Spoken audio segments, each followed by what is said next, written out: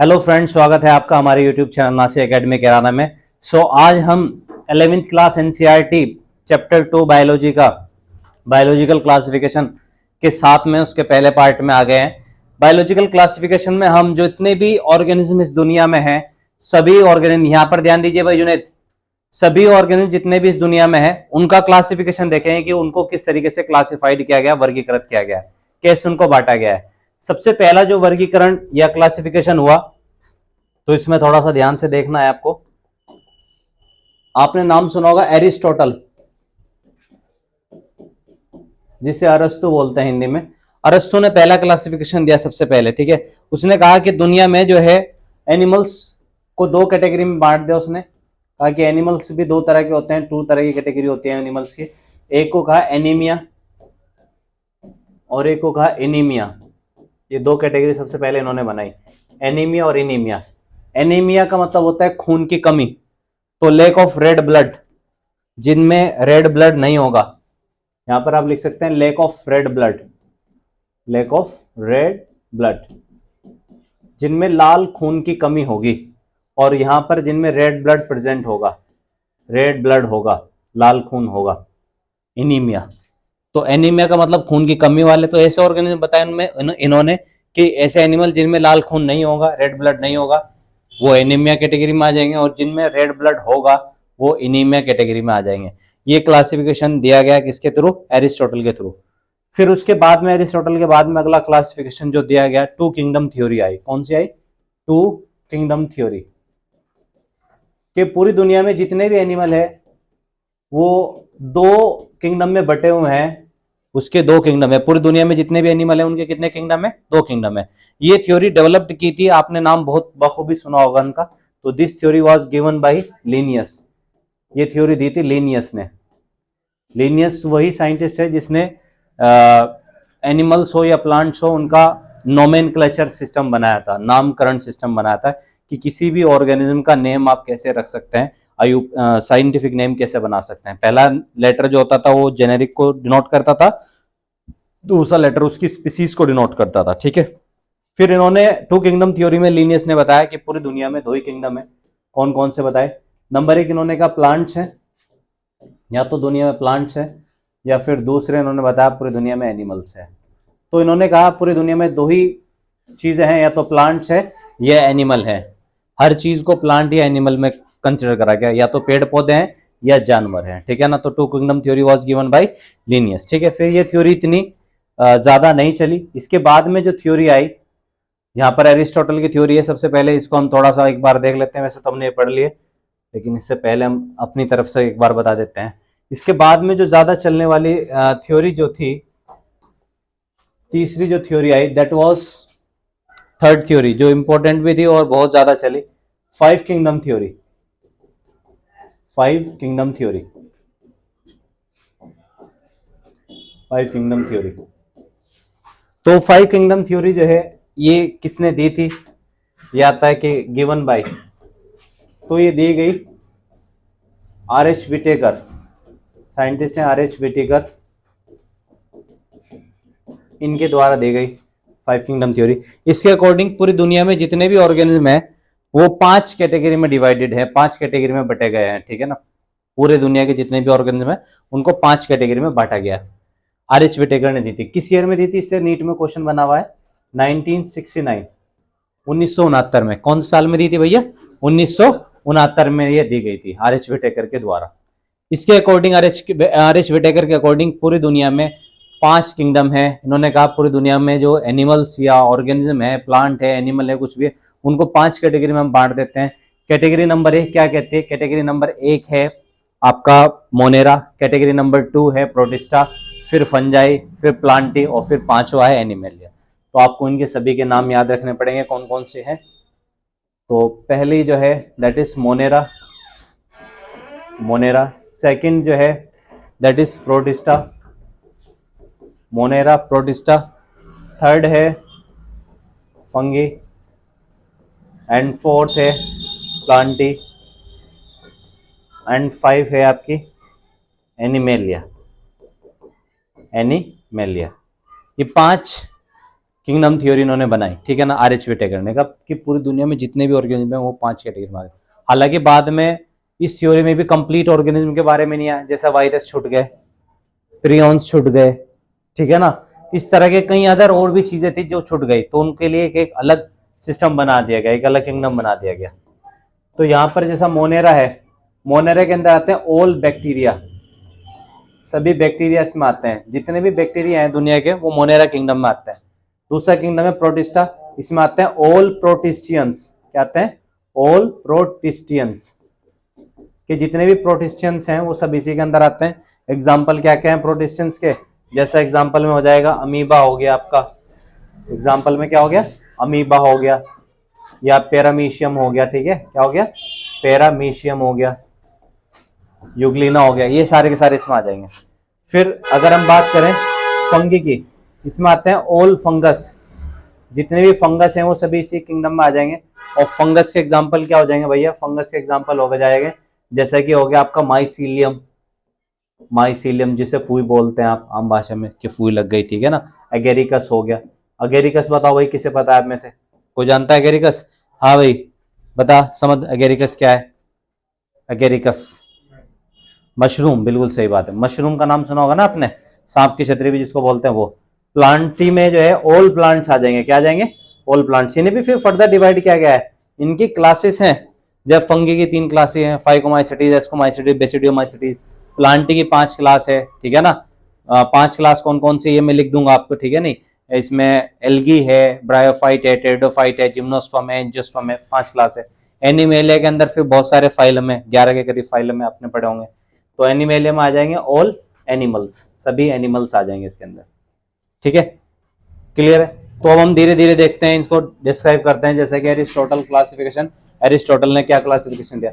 Aristotle was earlier attempt more scientific basis of classification of organism, उससे पहले भी दुनिया में साइंटिस्ट जो है ऑर्गेनिज्म के क्लासिफिकेशन को देते ही आए हैं, बताते ही आए हैं, लेकिन ज्यादा साइंटिफिक तरीके से बताने वाले साइंटिस्ट सबसे पहले कौन थे, एरिस्टोटल थे। एरिस्टोटल ने बताया he classified plants to trees, shrubs and herbs, इन्होंने प्लांट को तो डिवाइड करा ट्रीज में, यानी कि वे प्लांट जिनमें पेड़ पौधे होते हैं, शर्ब्स वाले प्लांट होते हैं, शाक वाले प्लांट होते हैं, एंड हर्ब्स वाले प्लांट होते हैं, पत्तियों वाले प्लांट होते हैं, ठीक है ना।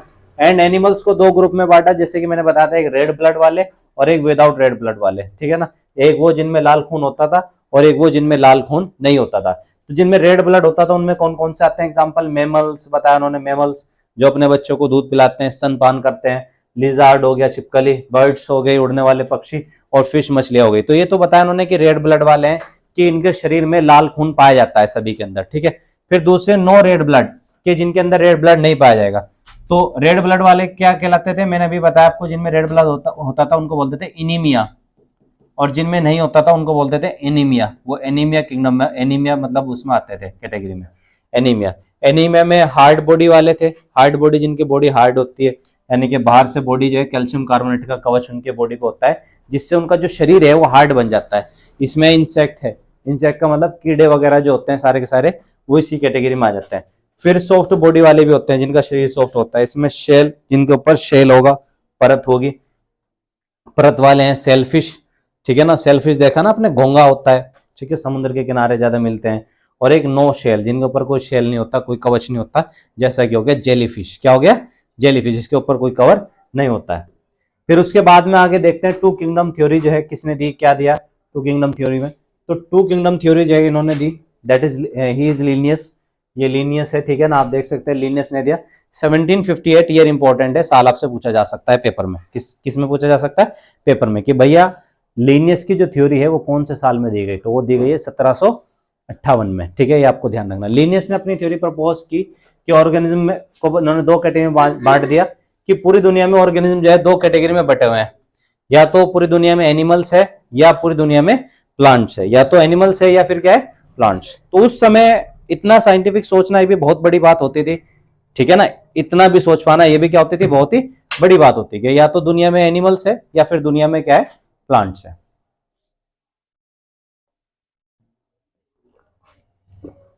आगे देखिए टू किंगडम थ्योरी के कुछ ड्रॉबैक्स है, ड्रॉबैक्स का मतलब होता है कमियां, तो हर एक थ्योरी में कुछ ना कुछ कमी तो रह गई है, तो इस थ्योरी की कमी रह गई थी, जैसे कि ये प्रोकैरियोट्स के बारे में नहीं बता पाया। प्रोकैरियोट्स के अंदर क्या आते हैं, बैक्टीरिया, साइनोबैक्टीरिया, यहां तक कि यूकैरियोट्स के बारे में भी नहीं बता पा रहे थे। फंगी, मोस्पर्म, gymnosperm, angiosperm were included under plants, ये सब प्लांट्स में आते हैं based on the presence of cell wall के प्रेजेंस पे, but they are widely differed in other features, लेकिन इनके फीचर अलग अलग होते थे। फिर उसके बाद में include unicellular and multicellular organism in same group, और यहाँ पर इन्होंने क्या कर रखा था, जो यूनिसेलुलर और मल्टीसेलुलर है ना, उनको एक ही ग्रुप में क्या कर रखा था, ऐड कर रखा था। तो सबसे पहली चीज यहाँ पर देखना है, इन्होंने क्या किया कि प्रोकैरियोट और यूकैरियोट को एक ही सेम उसमें रख दिया, समझ गए, सेम किंगडम में रख दिया। दूसरा यूनिसेलुलर और मल्टीसेलुलर को भी एक साथ रख दिया, ये ड्रॉबैक था। तो it did not differentiate between heterotrophic fungi and autotrophic green plants, ये नहीं बता पाया। इन्होंने क्या करा, फंगी को और प्लांट्स को, फंगी को और प्लांट्स को, यानी कि फंगी में समझ गए ना, फुई वगैरह आती है, फफूंद वगैरह आती है, इनको और प्लांट्स को एक ही कैटेगरी में रख दिया। जबकि जो फंगी होता है वो हेटेरोट्रॉपिक है, वो किसी को मार के खाएगा या किसी मरे हुए एनिमल्स को खाएगा, डेड को खाएगा। जबकि प्लांट्स ऑटोट्रॉपिक होते हैं, वो अपना भोजन खुद बनाते हैं, अपना फूड खुद बनाते हैं in the presence of sunlight, autotrophic करके, ठीक है ना। तो ये भी देखना था आपको। तो fungi have chitinous cell wall, fungi की जो सेल वॉल होती है वो काइटिन की बनी होती है, while the green plants have cellulosic cell wall, जबकि दोनों में सेल वॉल पाई जाती है, प्लांट्स में भी पाई जाती है और फंगी में भी पाई जाती है। लेकिन प्लांट्स और फंगी की सेल वॉल में डिफरेंस है। जो फंगी की सेल वॉल है वो, फंगी की सेल वॉल काइटिन की बनी होती है, तो उसे काइटिनियस सेल वॉल बोलते हैं, जबकि जो प्लांट की सेल वॉल है वो सेलुलोज की बनी होती है, इसीलिए उसे सेलुलोजिक सेल वॉल कहते हैं। ओके, तो ये इसके ड्रॉबैक्स है। देन सबसे इंपॉर्टेंट थ्योरी जो आज तक फेल नहीं हो रही है वो 5 किंगडम थ्योरी है, और ये जैसे कि हमने अभी बताया कि आर एच विटेकर ने प्रपोज की थी 1969 में, ठीक है ना। इसके अंदर 5 किंगडम आते थे, मोनेरा, प्रोटिस्टा, फंगी, प्लांटी और एनिमेलिया। इसका जो क्लासिफिकेशन था वो बेस्ड था, आधारित था सेल की स्ट्रक्चर पे, थैलस ऑर्गेनाइजेशन, यानी कि जो बॉडी है वो किस चीज की बनी हुई है, मोड ऑफ न्यूट्रिशन कि कौन सा ऑर्गेनिज्म किस प्रकार का न्यूट्रिशन कर रहा है, ऑटोट्रॉपिक है, हेटेरोट्रॉपिक में भी कौन सा है, ठीक है। नींद बहुत आती है आपको, क्या बात, मेहनत पे हो आजकल ज्यादा ही कुछ, लेकिन जहां ये तुम्हारी नजर है हमें सब मालूम है, नजर आपकी कहाँ है हमें सब पता है, चिंता मत करें। रिप्रोडक्शन के आधार पर भी कि भाई रिप्रोडक्शन किस प्रकार का होता है, ठीक है नहीं, एंड फाइलोजेनेटिक रिलेशनशिप के आधार पर भी, ठीक है ना, रिप्रोडक्शन और फाइलोजेनेटिक रिलेशनशिप, इन सभी के आधार पर बेस्ड पर इन्होंने अपना क्लासिफिकेशन बनाया, और उस क्लासिफिकेशन के अकॉर्डिंग पूरे दुनिया में जितने भी ऑर्गेनिज्म है वो ऑर्गेनिज्म को 5 कैटेगरी में बांट दिया गया। कितनी कैटेगरी में बांट दिया गया, 5। मैंने 5 में बताया आपको कि मोनेरा में ऑल बैक्टीरिया आते हैं, ठीक है ना, प्रोटिस्टा में ऑल प्रोटिस्टेंस आते हैं, amoeba, paramecium, amoeba, paramecium, Euglena ये आते हैं, ठीक है ना, प्लाज्मोडियम वगैरह आते हैं। और फिर उसके बाद में फंगी के अंदर मैंने बताया कि ऑल फंगस, सभी फंगस आते हैं, जैसा कवक हो गया, डेंड्रफ हो गया, ठीक है ना, और फुई हो गई, फफूंद हो गई, ठीक है ना, माइसीलियम वगैरह ये सब आते हैं, हाइफी, माइसीलियम सब आते हैं। फिर प्लांट्स में ऑल प्लांट्स, पेड़ पौधे सारे आते हैं, आपको पता है इतने दुनिया भर के, और एनिमल्स के एग्जाम्पल भी पता ही है। तो ये किंगडम हो गए इनके, 5 किंगडम थ्योरी दी इन्होंने। अब यहाँ पर इसको गौर से अगर आप देखें कैरेक्टरिस्टिक्स ऑफ 5 किंगडम थ्योरी, इसमें से आपको नीट में या बड़े से बड़े एग्जाम में, नीट से बड़े लेवल के जो एग्जाम है वहां पर भी, और यहाँ तक कि आपके बोर्ड एग्जाम में भी, मतलब जो 11th का एग्जाम होता है उसमें भी, 11th में बोर्ड एग्जाम नहीं है, होम बोर्ड एग्जाम होता है, उसमें भी आपको यहाँ से 100 आउट ऑफ 100% क्वेश्चन दिखाई देंगे। तो this table is very important, आप इस पे नजर मारिए, इसको ध्यान से देखिएगा। सीखने का तरीका यही है, शॉर्ट में समझेंगे। तो शॉर्ट में समझना है, जैसे कि सेल का टाइप है, सेल किस प्रकार की है, मोनेरा में सिर्फ एक अलग प्रकार की होती है, प्रोकैरियोटिक में, बाकी आगे के जो चारों किंगडम है सब में यूकैरियोटिक। तो बस एक का याद रखिएगा, मोनेरा में प्रोकैरियोटिक है, बाकी सारे किंगडम में यूकैरियोटिक हो जाएगा।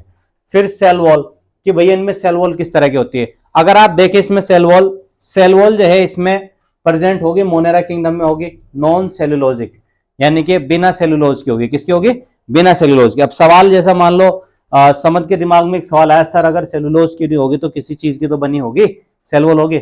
हमने समझ से कहा जी बिल्कुल भैया ऐसा ही होगा। तो समझने का सर बताइए फिर किस मटेरियल की होगी। हमने कहा गौर से देखें, यहाँ पर लिखा है पॉलीसेकेराइड प्लस एमिनो एसिड, यानी कि मोनेरा के अंदर जो सेलुलोज होगी, जो सेल वॉल होगी, वो सेलुलोज की बनी हुई नहीं होगी, नॉन सेलुलोजिक होगी। लेकिन फिर किस चीज की बनी हुई होगी, अगर सेलुलोज की नहीं होगी तो बनी हुई होगी पॉलीसेकेराइड की और एमिनो एसिड की। बात समझ में आई नहीं आई, ठीक है। फिर समझ क्वेश्चन कर रहा है, सर बताइए प्रोटिस्टा में सेल वॉल होगी।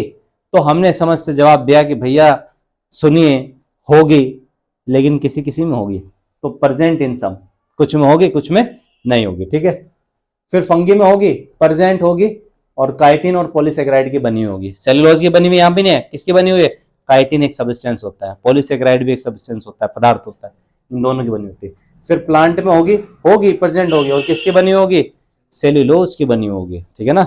सेल्यूलोजिक सेल वॉल होगी, सेल्यूलोज सब्सटेंस की बनी हुई सेल वॉल होगी। सेल वॉल का मतलब यह है जैसे कि जो सेल होती है, सेल के बाहर एक आवरण होता है, एक परत होता है, एक लेयर होती है, जो सेल को मतलब एक तरीके से डिफेंस प्रोवाइड कराता है, सुरक्षा प्रदान करता है बाहरी आघातों से, बाहर की कोई चोट लग जाए उससे, ठीक है ना, उसको डिफेंस सिस्टम प्रोवाइड कराता है। तो that is cell wall.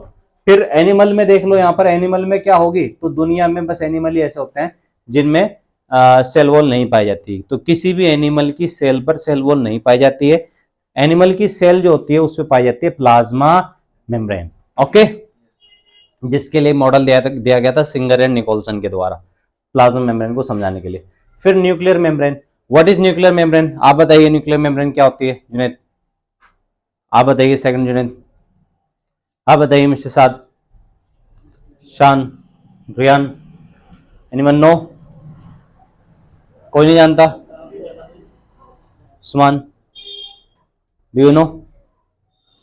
Do you know? Nucleus की मेम्ब्रेन, यानी कि न्यूक्लियस के चारों ओर जो मेम्ब्रेन होती है, जो न्यूक्लियस को ढकती है, न्यूक्लियस को कवर करती है, उसको न्यूक्लियर मेम्ब्रेन बोलते हैं। Very good. तो देखो यहाँ पर बस इसको छोड़ दो, मोनेरा को, मोनेरा में एब्सेंट होती है, बाकी सब में याद करने की जरूरत नहीं है, सब में प्रेजेंट होती है। तो सिर्फ मोनेरा किंगडम एक ऐसा किंगडम है जिसमें न्यूक्लियर मेम्ब्रेन नहीं पाई जाती है। बाकी सारे kingdom, protista, fungi, Plantae, animalia, सभी किंगडम में न्यूक्लियर मेम्ब्रेन प्रेजेंट होती है। और न्यूक्लियर मेम्ब्रेन होती क्या है भाई? जो न्यूक्लियस को एक जगह इकट्ठा करती है। न्यूक्लियस मतलब जेनेटिक मटेरियल, जेनेटिक मटेरियल मतलब chromatin network, chromatin network means chromosome, chromosome means DNA, DNA means genes, genes means आप समझ गए जो आपके अंदर आ रहे हैं आपके माता पिता से, ठीक है ना, पेरेंट्स आ रहे हैं वो। बॉडी ऑर्गेनाइजेशन, शरीर का संगठन, बॉडी किस चीज की मिलकर कैसे बनी हुई है? कोई ऑर्गेनिज्म ऐसा होता है कि उसकी बॉडी एक सेल की ही बनी हुई है, एक सेल है, वो एक सेल ही उसकी पूरी बॉडी का काम करेगा। कुछ ऑर्गेनिज्म ऐसे होते हैं जिनमें 5-6 सेल, बंच ऑफ सेल जुड़ जाती है और जुड़ के एक एनिमल, एक पूरा जो है स्ट्रक्चर बनाती है, तो उसको बोलते हैं मल्टीसेलुलर। कुछ ऑर्गेनिज्म ऐसे होते हैं जिनमें बहुत सारे प्रकार के सेल मिलकर एक टिश्यू बना देती है, तो उसको टिश्यू लेवल बोलते हैं। कुछ ऐसे होते हैं जिनमें बहुत सारे टिश्यू मिलकर एक ऑर्गन बना देते हैं, तो उनमें ऑर्गन सिस्टम होता है। फिर ऑर्गन सिस्टम से बॉडी लेवल होता है, बॉडी बन जाती है पूरे बहुत सारे ऑर्गन के मिलने से। तो यहाँ पे बॉडी ऑर्गेनाइजेशन में सेलुलर है, सेलुलर मतलब सेल की बनी होगी। प्रोटिस्टा में भी क्या है? सेलुलर मतलब सेल की बनी होगी, यानी कि ये भी यूनिसेलुलर है, यूनिसेलुलर, और ये भी यूनिसेलुलर, दोनों यूनिसेलुलर है, ठीक है ना। यूनिसेलुलर मतलब एक सेल के बने हुए। फिर उसके बाद में फंगी में आ गया सीधा क्या भाई? मल्टीसेलुलर, अभी बताया था मैंने, मल्टीसेलुलर, जिसमें एक से ज्यादा प्रकार के सेल पाए जाए, एक से क्या पाई जाए? ज्यादा प्रकार के सेल पाए जाए। फिर लॉस टिश्यू, लॉस टिश्यू का मतलब क्या है भैया? समझ आप बताइए। लॉस टिश्यू यानी कि इनमें फंगी में लॉस टिश्यू भी होते हैं, थोड़े बहुत टिश्यू, थोड़े बहुत टिश्यू, ठीक है ना, बहुत सारे नहीं, थोड़े बहुत टिश्यू। फिर उसके बाद में प्लांटीज होते हैं, ये टिश्यू या ऑर्गन, इसका मतलब तुम बताओ भाई, टिश्यू या ऑर्गन। प्लांट में या तो टिश्यू होंगे या फिर क्या होंगे? ऑर्गन, यानी कि प्लांट या तो उत्तकों के बने होंगे, टिश्यू के बने होंगे, या फिर ऑर्गन के बने होंगे।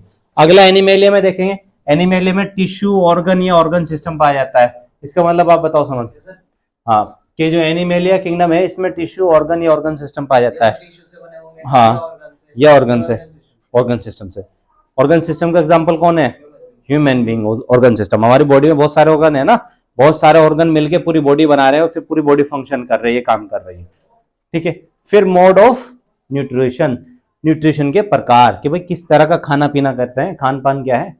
तो मोनेरा वाले जो है ये तो ऑटोट्रॉपिक होते हैं। ऑटोट्रॉपिक मतलब अपना फूड खुद से जो बना लेते हैं उनको बोलते हैं ऑटोट्रॉपिक। इनमें फोटोसिंथेटिक भी होते हैं, फोटोसिंथेसिस जो लाइट की प्रेजेंस में अपना खाना बना लेते हैं। कुछ कीमोसिंथेटिक भी होते हैं, chemosynthetic, chemo means chemical, synthetic बना लेना, कीमोसिंथेटिक यानी कि केमिकल की मदद से अपना भोजन बना लेना, फूड बना लेना, कीमोसिंथेटिक कहलाता है। एंड हेटेरोट्रॉपिक भी होता है इसमें। हेटेरोट्रॉपिक का मतलब जो खाने के लिए दूसरों पर निर्भर करते हैं। और साथ में सेप्रोफाइट भी होते हैं। सेप्रोफाइट का मतलब होता है जो जो किससे फूड प्राप्त करते हैं, बताइए सेप्रोफाइट का मीनिंग क्या है? जो फूड प्राप्त करते हैं किससे, बोलिए, दूसरे ऑर्गेनिज्म से। आप बताइए सेप्रोफाइटिक का मतलब। ओके, आप बताइए भैया, दूसरे महीने पर होना। आप बताइए, किसी को पड़ेगा उसको नुकसान नहीं, वो पैरासाइटिक होता है।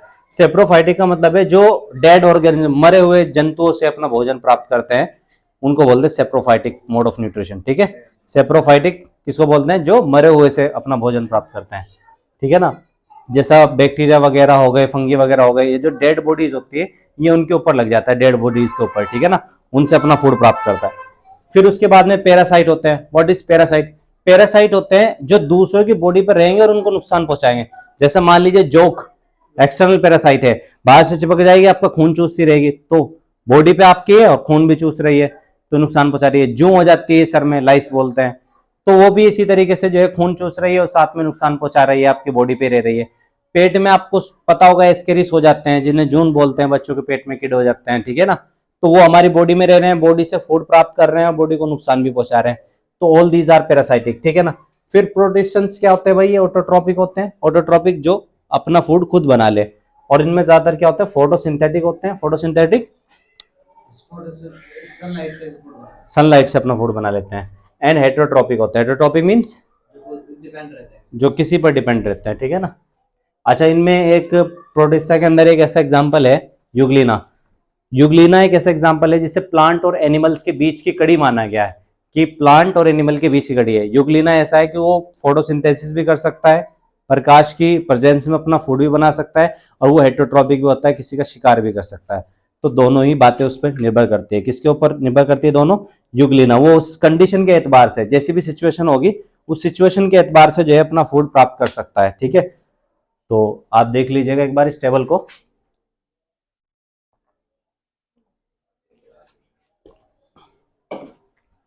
देन उसके बाद में फंगी।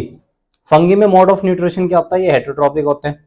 हेट्रो, दूसरों पर डिपेंड करने वाला, हेट्रोट्रॉपिक। ठीक है, जो अपने खाने के लिए दूसरों पर डिपेंड करता है, शिकार करके खाता हो, कैसे भी खाता हो। ठीक है, हेटरोट्रॉपिक है। हेटरोट्रॉपिक में सेप्रोफाइटिक होते हैं, मरे हुए को खाते हैं, या पैरासाइटिक होते हैं, दूसरों को नुकसान पहुंचा के खाते हैं। ठीक है ना।